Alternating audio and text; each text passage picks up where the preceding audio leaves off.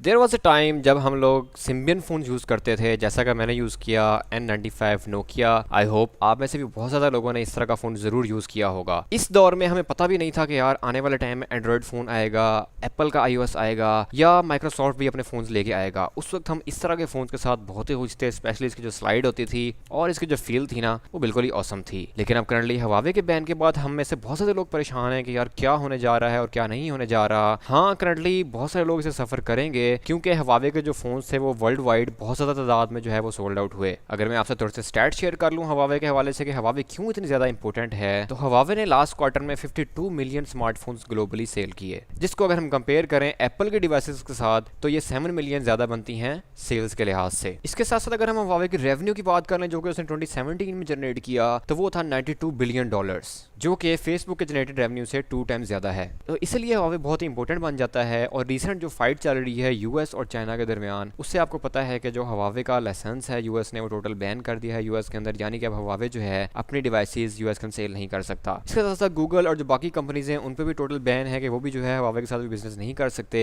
इसके लिए 90 डेज का तो टेम्परेरी रिलीफ है, लेकिन जो फ्यूचर है वो क्लियर नहीं है कि बैन अपलिफ्ट होगा या नहीं होगा। तो इससे बहुत सारे लोग परेशान हैं जो हवावे यूज़ कर रहे हैं, यानी कि उनको सिक्योरिटी की अपडेट्स नहीं मिलेंगी। गूगल प्ले स्टोर जो है उनका वो काम करना बंद कर जाएगा और आने वाले टाइम में जो डिवाइसेस हैं वो आप कह लें कि उनका जो फ्यूचर है या उनका जो लाइफ है वो बहुत रिस्ट्रिक्ट हो जाएगी। लेकिन हम थोड़ा सा बैक आए, जैसा कि आपको मैं वीडियो के स्टार्ट में बता रहा था कि सिम्बियन के बाद हमें नहीं पता था कि यहाँ पे एंड्रॉयड आ रहा है, हमें नहीं पता था कि iOS आ रहा है। जब 2009 एंड 10 में iOS एक पीक पे चल रहा था, तो उसके बाद जब एंड्रॉयड आया तो किसी को भी नहीं पता था कि जो एंड्रॉयड है वो 2019 में एप्पल को पीछे कर देगा और एंड्रॉयड खुद टॉप पे आ जाएगा। जैसे कि आपको पता है कि सैमसंग टॉप ब्रांड है, उसके बाद हुआवे है और थर्ड नंबर पे एप्पल है। एप्पल की कम्युनिटी और उसका जो इकोसिस्टम था वो इतना स्ट्रॉन्ग था कि हम सब कहते थे कि यार जो एप्पल है इसका कोई भी रिप्लेसमेंट नहीं आ सकता। लेकिन ऐसा बिल्कुल भी नहीं है। हमेशा से जो है हम लोग प्रोग्रेस की तरफ जाते हैं और कोई ना कोई फैक्टर्स नेचुरली ऐसे बन जाते हैं जो कि आपको एक बेहतर की तरफ लेके जाते हैं। तो हुआवे के वाले से मेरे इस वाले से ओपिनियन ये है कि जहां हमें बहुत ज़्यादा सफ़र होना पड़ेगा वहां पे डेफिनेटली इसका अल्टरनेटिव भी आएगा। जैसा कि अगर हम गूगल प्ले स्टोर के बाद देखते थे तो हमें कुछ देखने को नहीं मिलता, लेकिन आई थिंक कुछ अरसे के बाद ज़रूर ऐसा होगा कि गूगल प्ले स्टोर के अल्टरनेटिव आपको एक अच्छी ऑप्शन देखने को मिलेगी। एंड्रॉयड ऑपरेटिंग सिस्टम की निस्बत आपको एक और अच्छी ऑप्शन देखने को मिलेगी, क्योंकि जो एंड्रॉयड की वैसे कम्युनिटी है वो ओपन सोर्स ही है। लेकिन जैसा कि ये थ्रेट आया है यूएस की तरफ से और जो मैंने इंटरव्यू देखा है हुआवे के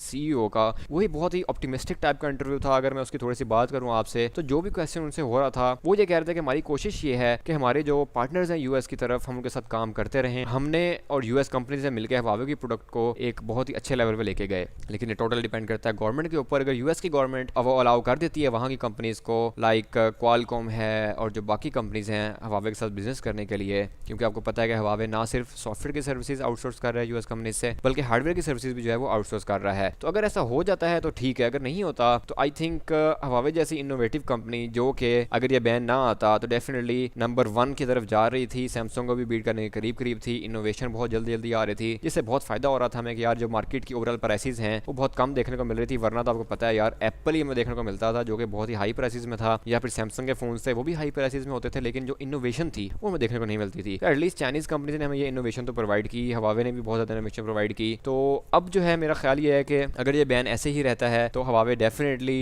एक अल्टरनेटिव इकोसिस्टम की तरफ जाएगा और उस इकोसिस्टम में डेफिनेटली जब एक नया इकोसिस्टम बनता है ना, जिसके अंदर आपका ऑपरेटिंग सिस्टम होगा, प्ले स्टोर के टाइप्स की एप्स होंगी, एक नई कम्युनिटी डेवलप होने जाएगी। जैसा कि इस वक्त हम लोग कॉपरेट कर रहे हैं एंड्रॉयड की कम्युनिटी के अंदर एप्लीकेशंस डेवलप करके और उसकी जो पैचेस की अपडेट्स है उस पर काम करके, तो डेफिनेटली जब एक आपको ओपन एक और प्लेटफॉर्म प्रोवाइड कर दिया जाए और वो उससे बेहतर भी हो हर लिहाज से, लाइक उसमें अगर आप डेवलपमेंट करते हैं आपको इन रिटर्न बहुत अच्छा मिल रहा होगा, आपको सपोर्ट मिल रही होगी, तो डेफिनेटली आप उसकी तरफ ज़रूर जाएंगे। तो मेरा ख्याल ये है कि यार आई थिंक इस टाइम के हम सोचते थे ना कि व्हाट आफ्टर एन एंड्रॉयड, क्या आएगा एंड्रॉयड के बाद, जैसे हम पहले सोचते थे कि यार सिम्बियन के बाद क्या आएगा या iOS के बाद क्या आएगा, यहाँ पर तो ख़त्म है। आई थिंक कि अब कुछ ना कुछ ज़रूर आपको देखने को मिलेगा और वो बेशक जैसा भी हो टाइम के साथ साथ ज़रूर इंप्रूव होगा। तो इससे जो कंपटीशन है वो मजीद बैलेंस भी होगा और हेल्थी भी होगा। जैसा कि आपने देखा फ़ोन्स जब आ रहे थे तो बैलेंस नहीं होता था कि यार पैसे बहुत ज़्यादा पे करो और इंटरनल स्पेसिफिकेशन कम मिलती थी। अब क्या होता है कि अब हम 2 3 4 बल्कि 5 6 फ़ोन्स को एक साथ रखते हैं और सोच रहे होते हैं यार हम कौन सा फ़ोन लें। तो कंपटीशन से क्या होता है कि आपको वही चीज़ बल्कि उससे ज़्यादा स्पेसिफिकेशन वाली चीज़ आपको